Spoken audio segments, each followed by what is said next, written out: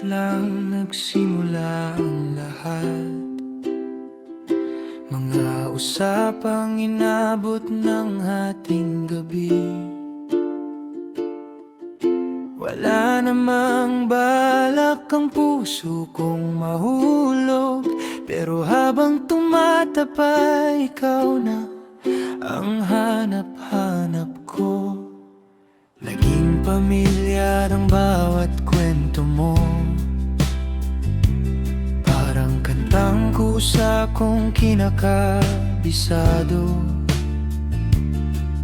At hindi ko na malayang habang nakikinig sa'yo, dahan-dahan na pala akong nahuhulog sa'yo.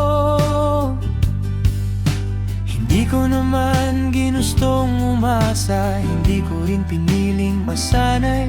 Ngunit paano pipigilan ang damdamin kung ikaw ang naging tahanan ng aking katahimikan?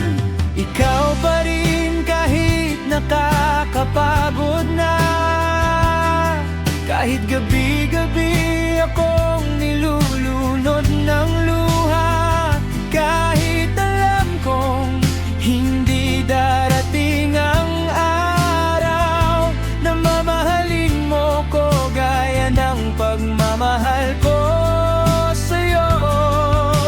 Ikaw pa rin kahit wala ng patutunguhan, kahit bawat pag-asa'y unti-unti nang nawawalan, at kahit malinaw ang katotohanan, puso ko ikaw pa rin ang tahanan.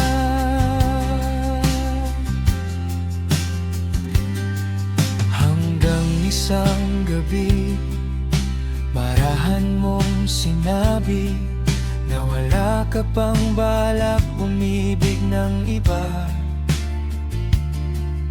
Hindi dahil may iba kang hinihintay, kundi mas payapa kang mapag-isa.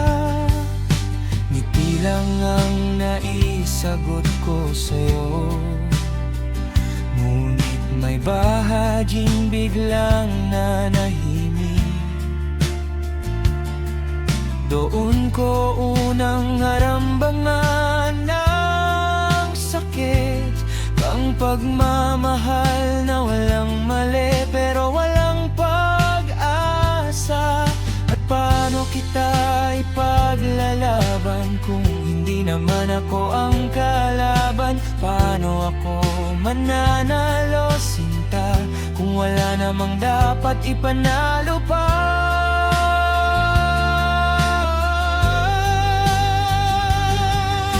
Ikaw pa rin kahit nakakapagod na, kahit gabi-gabi akong nilulunod ng luha, kahit alam kong hindi darating ang araw na mamahalin mo ko gaya ng pagmamahal ko sa'yo.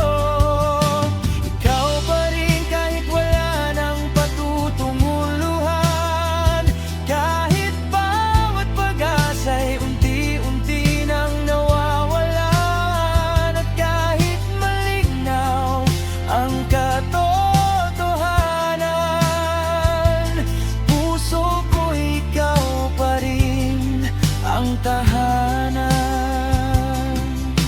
Kaya ngayon dahan-dahan kitang bibitawan, hindi dahil kulang ang pagmamahal,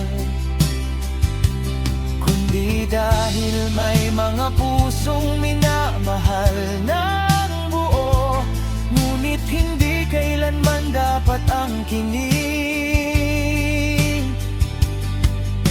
At kung saan ka man dalhin ng panahon, dadalhin ko ang alaala mo ng tahimik, hindi bilang sugat na dapat limutin.